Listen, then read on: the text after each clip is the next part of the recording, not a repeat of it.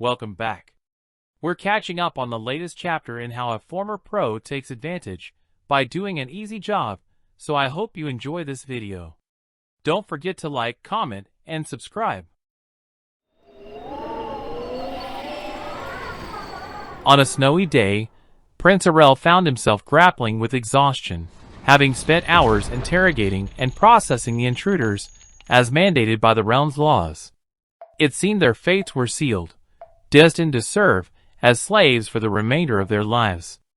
Despite the lengthy interrogation, Prince Arel had extracted little of value, as the intruders appeared to not know their client.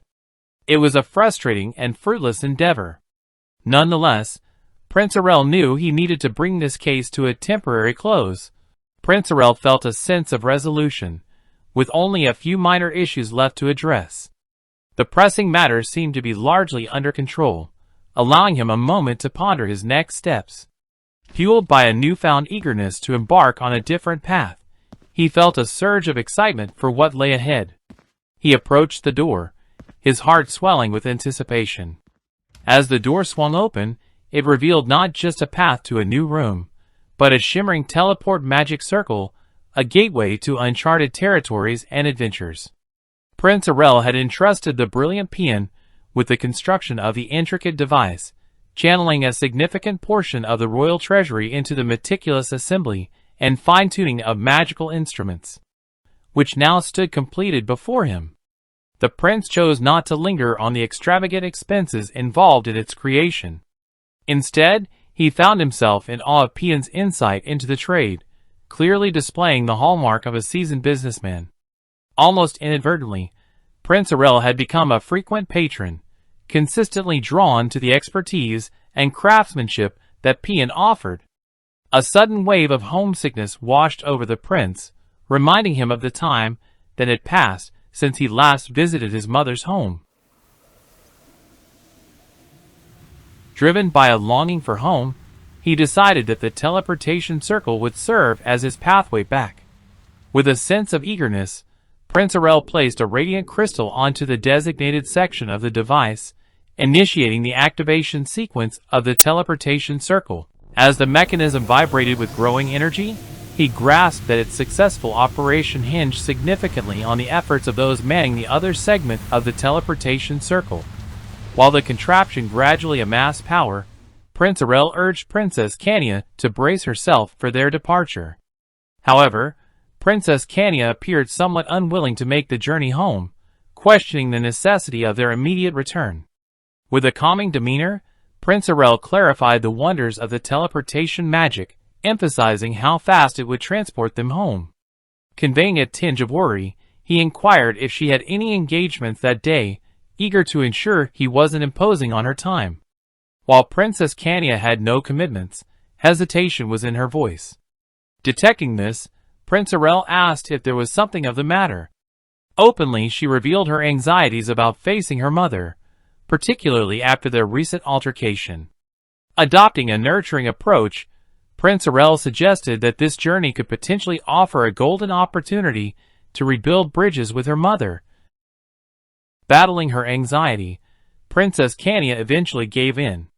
Her slender frame clung to Prince Arel, and with a calming voice, he guaranteed that it was safe and the only thing they needed to worry about was motion sickness. As the magic circle reached its peak of activation, he urged her to fortify herself for the voyage, vowing to shield her as they readied themselves to traverse back to their homeland. As the apparatus activated, Princess Kania's anxiety soared. Her voice trembled as she sought affirmation of their safety. However, before Prince Arel could muster soothing words, his voice was suppressed by Princess Kania's firm grip over his neck. In a heartbeat, the spell whirled them back into a familiar setting.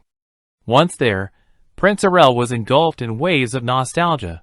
A torrent of childhood memories of playing with Princess Kania on the palace grounds resurfaced vividly. He experienced a jolt of homesickness, realizing the depths of his longing for this place that brimmed with memories. Without any delay, he stretched out on the verdant grass, basking in the comforting warmth and familiar embrace it offered. Their moment of comfort was briefly interrupted by a familiar face, China, the prince's former nanny. She welcomed them with a concoction of exhilaration and apprehension, the latter emanating from her responsibility in overseeing the magical circle at the palace's end. She quickly told Prince Arel that his mother was inside, brimming with eagerness to see him. Simultaneously, Princess Cania was greeted by her maid, bearing news that her mother too was anxiously awaiting her arrival. Realizing that it was time to separate, Prince Arel encouraged Princess Cania to alleviate her mother's concerns with assurances of her safety and health. As he raced toward the palace, Prince Arel found himself consumed by a whirlwind of thoughts, primarily centered around his mother's well-being and happiness. The promise he had made to return before setting forth on his journey now sparked a mix of anticipation and anxiety within him. As he neared the doorway, he prepared himself for the comforting embrace of his mother. Finally reunited with her, the joy that radiated between them was palpable, reflected in their gentle and heartfelt hug. She shared that Uncle Lycan had been consistently forwarding letters about Prince Arel's well-being ever since he started working under him. Although the distant reassurances had offered her a semblance of peace, they couldn't compare to the profound joy overwhelming her at this moment, witnessing her son before her, very much alive and vibrant. Without hesitation, he quickly took his mother's hand and wanted to tell her about his experiences.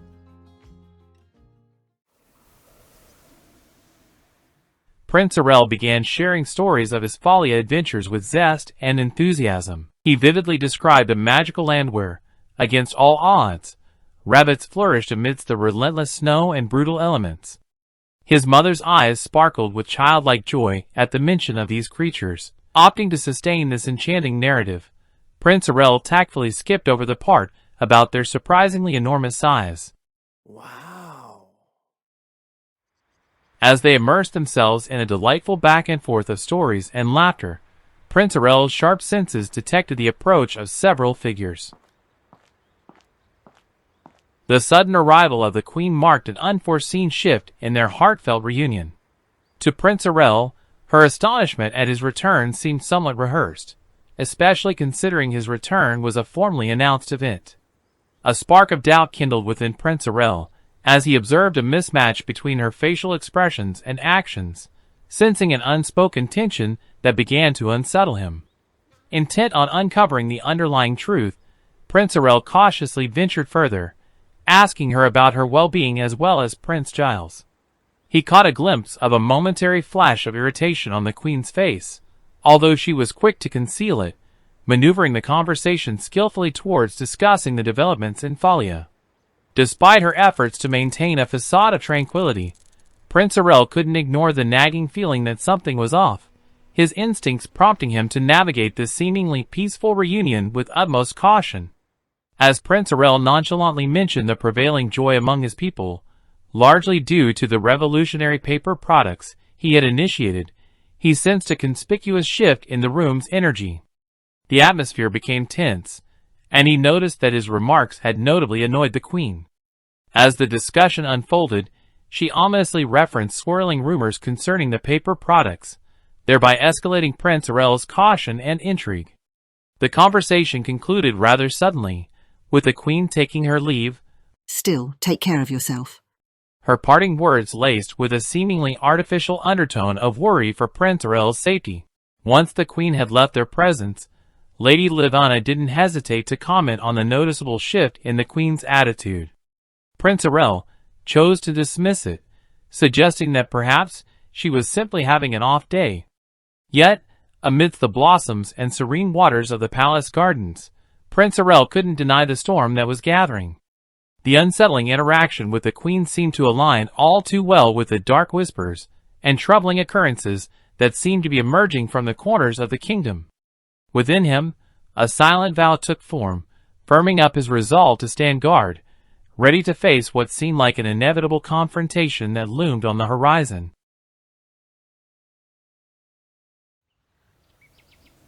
The air buzzed with the energy of the activating magic, setting the stage for their departure. As the visit to the royal palace drew to a close, Prince Arel and Princess Cania arrived back at the teleport circle, with Lady Livana and China sending them off. Prince Arel was worried about the meeting between Princess Kania and her mother. Prince Arel couldn't resist questioning the outcome of Princess Kania's meeting with her mother. She responded casually and assured him that everything was resolved, even going as far as to playfully slap him on the back, leaving Prince Arel with a slight injury.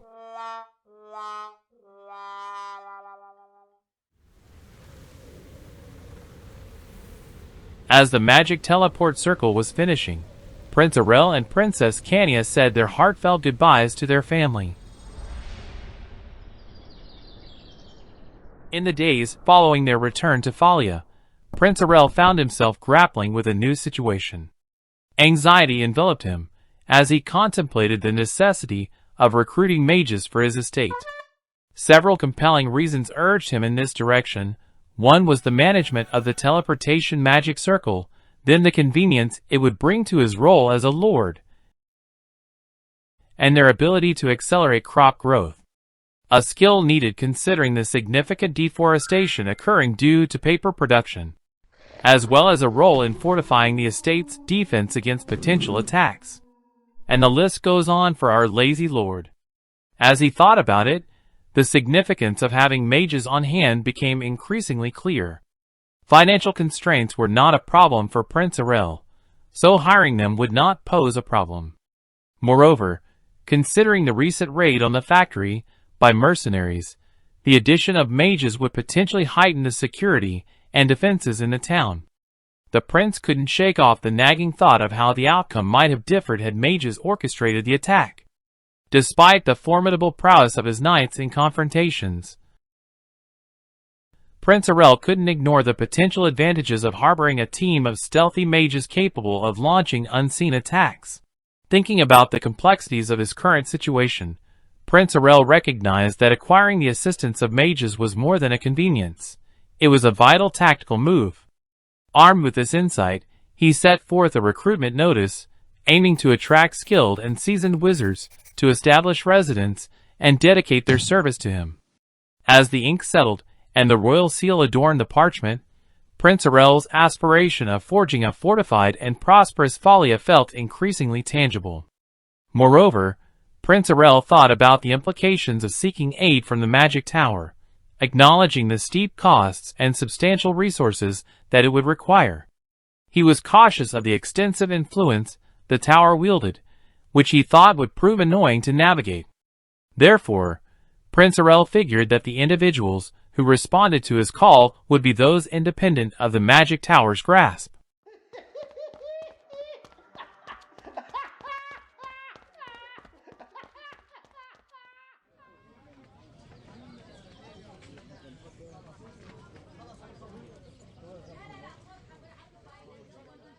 Almost immediately after the notice was posted on the public boards, whispers and lively conversations began to reverberate among the people. The combination of Prince Arel's esteemed reputation and the appealing benefits described in the recruitment notice attracted a substantial gathering. Interest surged, reaching even the farthest corners of the territory, and sparked hope and curiosity among numerous budding mages. In the midst of this, a sudden disturbance near the board drew a woman's attention. She stumbled while approaching the crowd, yet they were too preoccupied to notice her fall.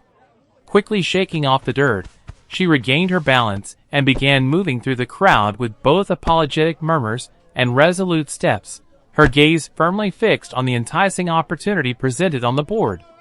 The bystanders threw curious, strange glances her way, silently labeling her an eccentric figure.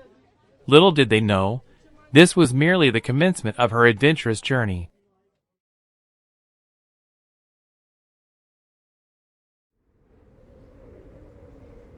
The flourishing era change passed by the corridors of Prince Arel's estate as towers of paperwork filled with eager applicants filled his desk. While the process of filtering and hiring had been difficult, the prince was determined in his decisions, ensuring that only the most promising and trustworthy individuals were hired. Prince Arel's primary concern lay in scrutinizing the backgrounds of each applicant, reluctant to entertain the notion of hiring someone who might potentially become an enemy. Even if it required a significant investment, Prince Arel was resolved to assess their trustworthiness now, rather than risk betrayal in the future.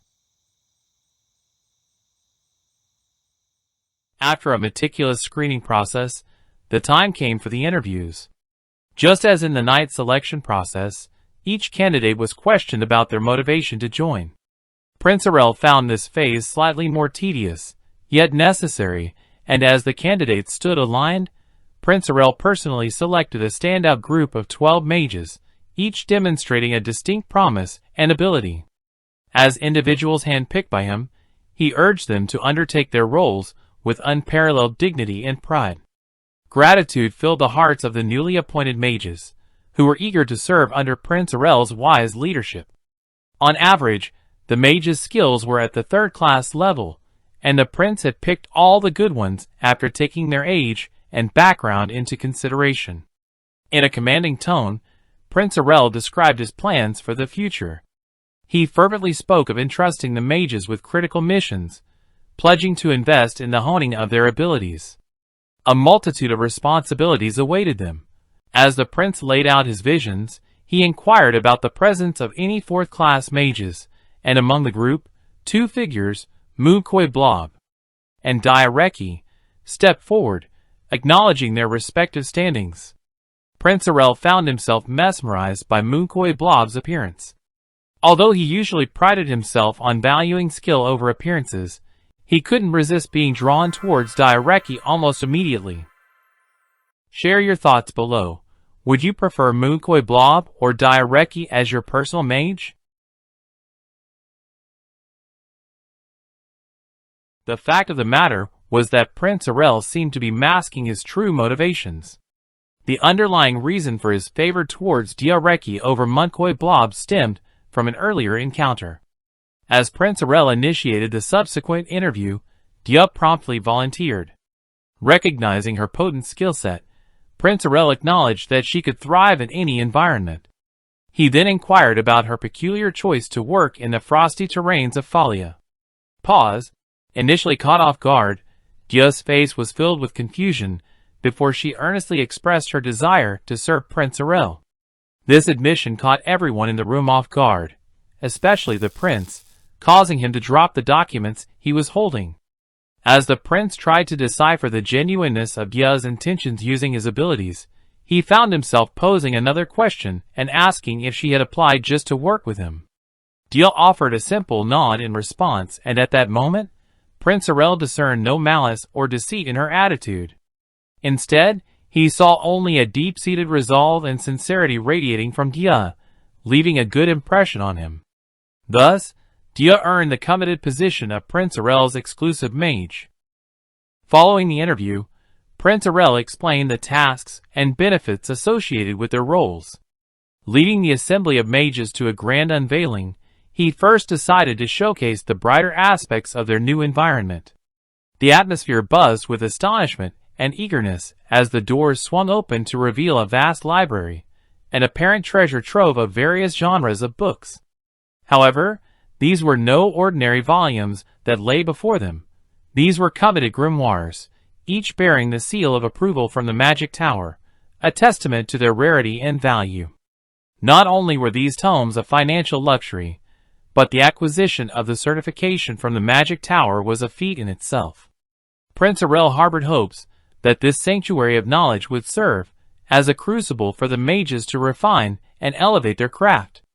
He was aware of their past, each having been expelled from the Magic Tower, a circumstance that made the ability to even touch these books a near impossible dream.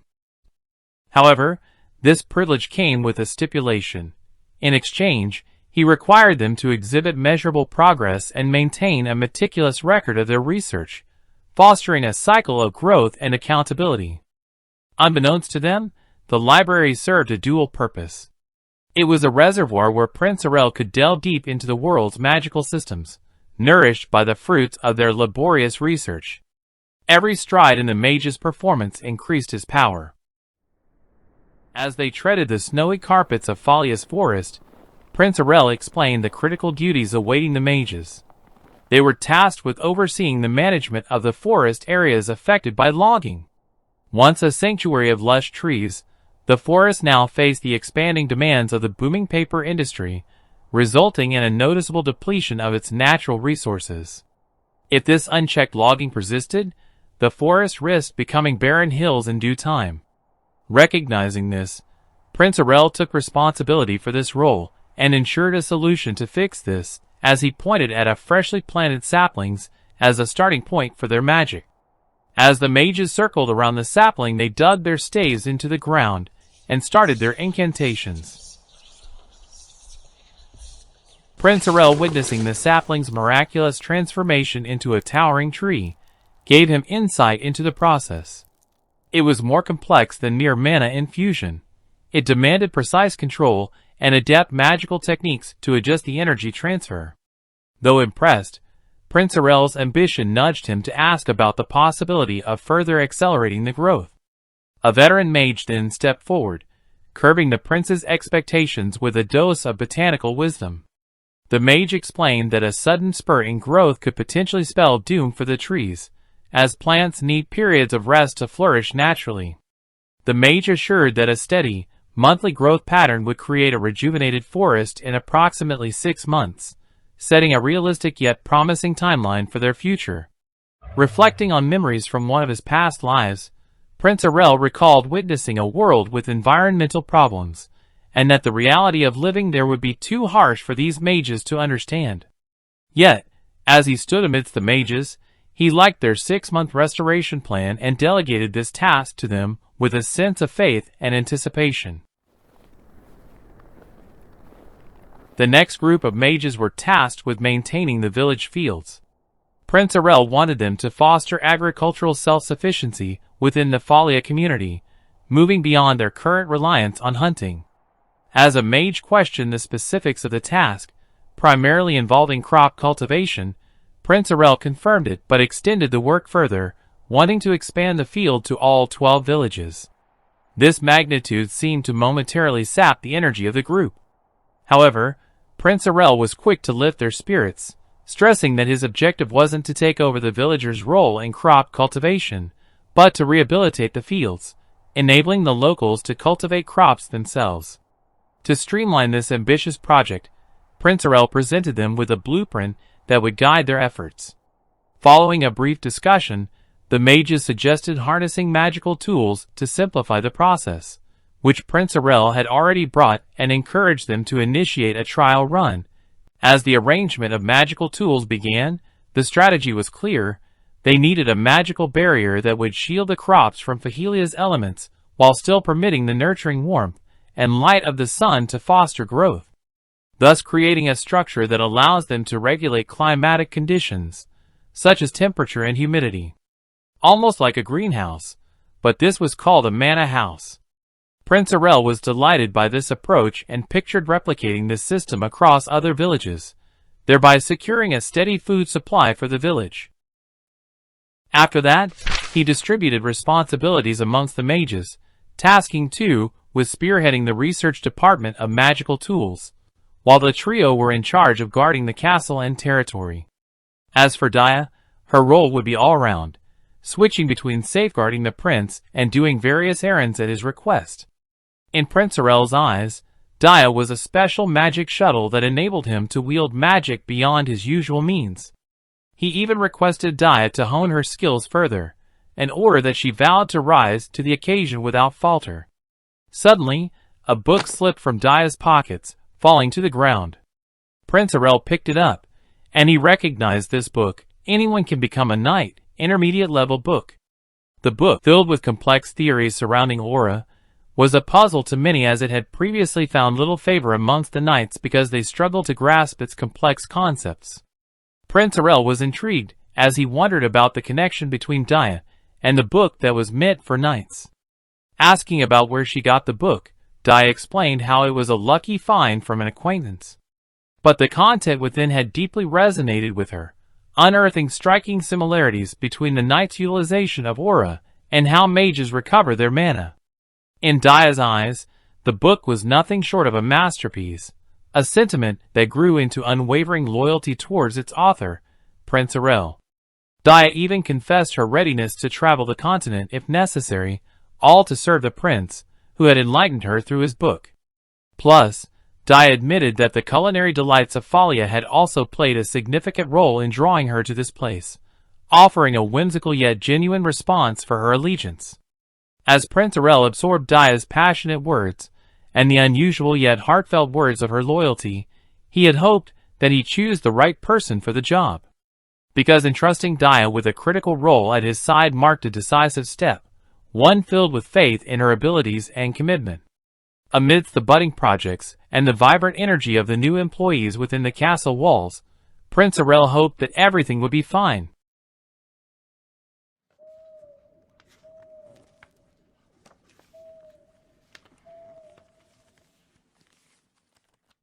Immersed with books all around him, Prince Arel experienced a revelation. He understood how magic was structured in this world. To test his theory, he recalled a memory when Dia summoned an orb in her hands. As he started the image training, a small wisp of mana started to ooze out of his fingertips, when all of a sudden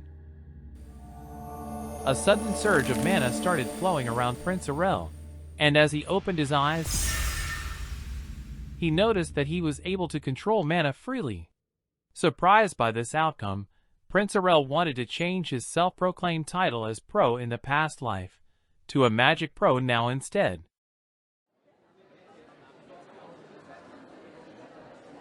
As Prince Arel continued his magic training, a nudge of responsibility signaled him to resume his duties as the Lord of Thalia.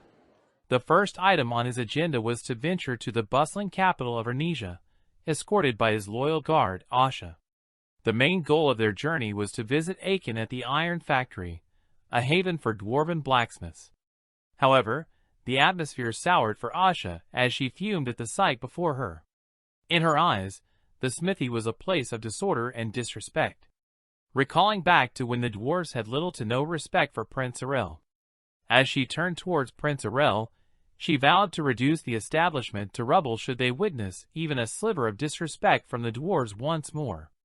In response, Prince Arel cautioned Asha against rash actions, emphasizing the nature of their visit was for work and to avoid any unnecessary incidents.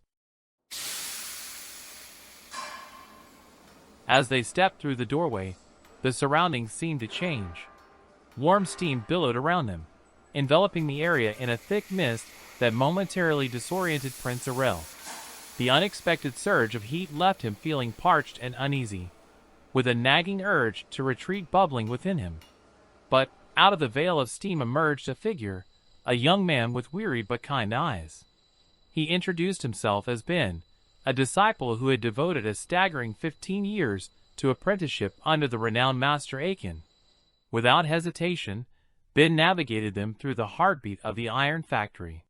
Despite the grueling conditions, he wore his years of hard work proudly, a living testament to his unwavering dedication to Master Aiken's teachings. Prince Arel and Asha found themselves touched by Ben's persistent spirit, whose perseverance seemed both remarkable and exhausting. Their journey deeper into the factory eventually led them to a somewhat abrupt encounter with Aiken, the master blacksmith himself. An air of impatience enveloped him, as he remarked sharply about the excessive time it took for the prince to visit, despite having received his letter ages ago. Prince Arel, unbothered by the comment, replied with humor, calling Aiken impatient, and wondered if the master blacksmith expected him to drop everything and come running the instant the letter arrived, just as Aiken seemed to have done. As Aiken dismissed his remarks, he offered Prince Arel a customary cup of alcohol before they dove into discussions, and wondered what Prince Arel was planning to request this time around. Meanwhile, Prince Arel merely glanced at the glass, drawing a parallel between the informal serving of alcohol and the more traditional practice of serving tea during business meetings in his mind. Prince Arel then conveyed that the nature of his visit was different this time. He was extending an invitation to the blacksmiths, urging half of them to enter into an exclusive contract with him. However, Aiken denied this, suggesting that perhaps Prince Arel was already intoxicated to suggest such an agreement. Prince Arel attempted to clarify, mapping out his grand vision where Aiken would lead a new branch in Thalia, a venture that would be exclusively staffed and fully funded in terms of resources and expenses. However, Aiken's temper flared up at this proposal. The mere suggestion of setting up a branch in the cold, unforgiving landscape of Thalia seemed crazy to him, and assured Prince Arel that money held no allure for him. Since money wouldn't sway Akin, Prince Arel swiftly explained that this proposal was not just about signing an exclusive contract. It also provided a golden opportunity for Akin to learn about Damascus steel, a technology that Prince Arel had spent a considerable amount of time and resources uncovering. Upon hearing this revelation, Akin seemed taken aback. Suspicion flickered in his eyes, as he swiftly directed an accusatory gaze toward Damon, suspecting him to be the mole who had leaked this highly classified information. Just a few weeks earlier, Damon shared the tales of the dwarves venturing into the kingdom of Arnesia, with the pursuit of rare and unique metals that were absent in their native lands. They had settled in the capital, engrossed in diligent work and research, harboring hopes of one day mastering the craft of forging a particular elusive metal, Damascus steel. Taking a deep breath, Prince Arel reiterated his expertise in the creation of Damascus steel, adding a tempting proposition.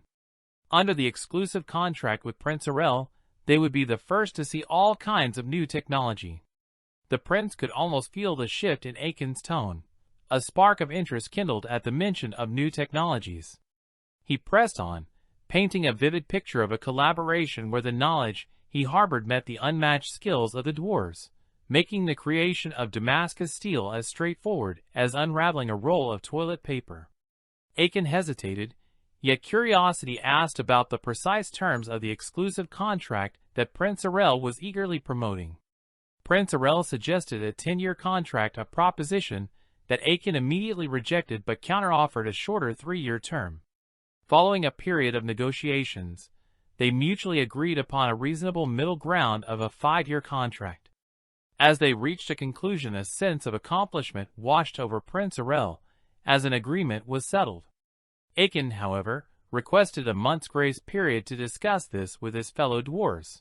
He couldn't conceal his satisfaction at having made a contract with the dwarves. With the negotiations going well, Prince Arel and Asha readied themselves to return to Thalia. Prince Arel considered using the fatigue from their journey as a valid excuse to enjoy some meaningful rest. The truth in the matter was that the prince had grown accustomed to sneaking moments of relaxation, but openly resting under a valid reason was a more pleasurable feeling. Meanwhile, back in Thalia, Princess Kania found herself consumed by growing worries and doubts. Staring thoughtfully out the window, she couldn't shake off the uneasy feeling concerning Prince Arel's noticeable absence since their return. As Princess Kania asked Asha and Sena the whereabouts of Prince Arel, both of them denied any sightings of him venturing out of his room since his return from the capital. An air of determination enveloped her, as she resolved to personally investigate the prince's prolonged retreat for more than a week. With a heart teeming with concern and disbelief, Princess Kania swung open his door, only to be greeted by a scene that was absolutely ridiculous. There lay Prince Arel, sprawled in leisure while being tended to by magical means. Princess Kania was left momentarily stunned as he casually asked her to join, coupled with a request for Daya to assist him in getting dressed via magic. Princess Kania found herself involuntarily caught up in the whimsical atmosphere, her body floating gently to a seated position at the dining table. Princess Kania couldn't overlook the blatant display of slothfulness that seemed to have engulfed Prince Arel. A troubling concoction of disappointment and unease brewed inside her, as she watched, almost in disbelief, as Prince Arel continued to spiral further into a state of laziness. But before he could task Daya to assist him even with his bathroom needs, something in Princess Kania snapped. Unable to contain her rising frustration, she burst out, yelling at Prince Arel for his excessive indulgence and lack of self-control. An emergency meeting was called for Prince Arel, as he sat with Dia dumbfounded about the situation. Princess Kania, Asha, and Sena prepared to confront the prince with a barrage of questions. Feigning ignorance, the prince wondered if the meeting had any severe issues. Whispers ensued between Sena, Asha, and Princess Kania that Prince Arel seemed unaware of the gravity of the situation. Despite his apparent lack of understanding, Prince Arel asked Dia if she had an answer, but she had none to offer. Unfazed, Prince Arel couldn't comprehend the reason behind the sudden meeting. Suddenly, a resonating thud echoed in the room as Princess Kania brought her hand down hard on the table, her face filled with deep concern. She worriedly pointed out Prince Arel's overdependence on magical assistance. A look of genuine confusion crossed the prince's face as he asked if Dia's services were somehow lacking. He noted that she consistently approached her work with seriousness and executed her tasks with precision. Princess Kania clarified that her discontentment wasn't directed at Dia's work ethic, but rather at Prince Arel's escalating laziness. Wondering when was the last time he walked himself, Prince Arel shamelessly protested that he still walked to the bathroom by himself, a statement that ironically emphasized the exact issue Princess Kania was pointing out. Both Sena and Asha sided with the princess, mutually concerned that Prince Arel's reliance on magic had grown too extreme. Yet, despite their obvious dissatisfaction, the prince stood firm, insisting he was simply enjoying the ease that magic introduced to his life, a stance Dia supported. Except the trio could hardly contain their frustration, as Prince Arel stubbornly seemed to overlook the gravity of his excessive indulgence. The conversation took a deeper turn when Asha questioned Dia's willingness to assist Prince Arel even in the most personal of tasks, without any reservations. Asha pointed out that although her actions might seem harmless within the confines of the castle, they could potentially foster judgment among the other residents if it was outside. Prince Arel, intrigued at the suggestion, made the trio stunned, fearing that they might have inadvertently planted an idea in his mind. However, Prince Arel quickly dismissed it as a joke, yet the atmosphere had tensed. The light-hearted comment failed to alleviate the escalating concerns in their expressions. At her wits' end, Princess Kania imposed a temporary ban on Prince Arel's use of magic. Furthermore, she sternly instructed Dia to refrain from indulging the prince's whims, catching her off guard. Misunderstanding the situation, Dia assumed that she was fired. Princess Kania, flustered, attempted to correct the misunderstanding, insisting that Dia was not being fired. Meanwhile, Prince Arel started to question the moral implications of his lifestyle. He admitted to himself that his dependency on magic had spiraled well beyond its original intention of fetching unreachable items. Now, it served as a tool to satisfy his ever-growing appetite for leisure and personal indulgence. A growing sense of guilt pricked at him as he reflected on his escalating laziness, fearing that his lack of physical activity might portray him as disabled in front of people. However, just as Princess Kania was prepared to scold her brother, Dia intervened, explaining that her magical aid wasn't entirely harmful, revealing that her spells incorporated muscle stimulation to prevent the prince from experiencing physical deterioration. Regardless, Princess Kania suggested changing Dia's responsibilities to curb the unhealthy pampering Prince Arel received. Dia interrupted suddenly and firmly rejected the idea of leaving Prince Arel's side. Expressing her pride and position as a mage, she couldn't have anyone else taking this job. Taken aback by Dia's objection, Prince Arel and Princess Kania found themselves momentarily stunned, with Prince Arel speculating that Princess Kania might have injured Dia's pride as a mage. Asha stepped in to ease the tension and asked why Dia was so determined to remain as Prince Arel's exclusive mage. As everyone's focus shifted to Dia, Prince Arel began contemplating the potential benefits of a transfer. In his mind, it wouldn't impact her salary, but rather liberate her from the constant demands of catering to his every whim. Just then, Prince Arel realized that the choice to keep Dia as his exclusive mage rested with him. However, his voice fell on deaf ears as Princess Kania continued to firmly negotiate with Dia, stating that she would need to be convinced to keep her job. Unflinchingly, Dia embraced the challenge, consenting to undertake a trial that would prove her worth. Prince Arel, feeling somewhat sidelined, wondered what the nature of these tests were about. In the first test, Princess Kania handed Dia a towering stack of documents, suggesting that to complement the intellectually skilled prince, Dia needed to showcase a parallel level of expertise. Undeterred, Dia embraced the task with grace and a hint of flair. Utilizing her magic, she managed to efficiently and effortlessly work through the stack, leaving Princess Kania flabbergasted.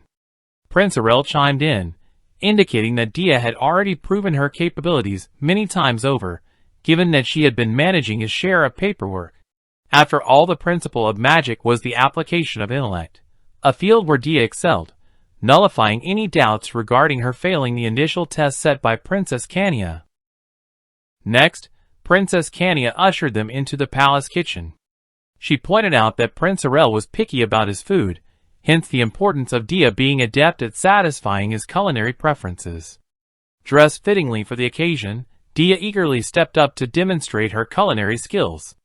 Harnessing her magical abilities, she deftly sliced, whisked, and concocted a feast that could tantalize the taste buds of the royal lineage. Princess Kania couldn't shake off her nervousness about tasting the culinary creations laid before her. Nevertheless, Prince Arel and her were soon overtaken by the exquisite taste and craftsmanship of Dia's dishes. Prince Arel even remarked that the meal seemed specifically tailored to his tastes, a sensation further heightened when Dia presented a meticulously crafted dessert. As the preparations for the next test were underway, Prince Arel found himself feeling that Princess Kania's sudden interest in testing Dia concealed an ulterior motive. Consumed by this suspicion, he stepped out and asked Sena and Asha about this situation.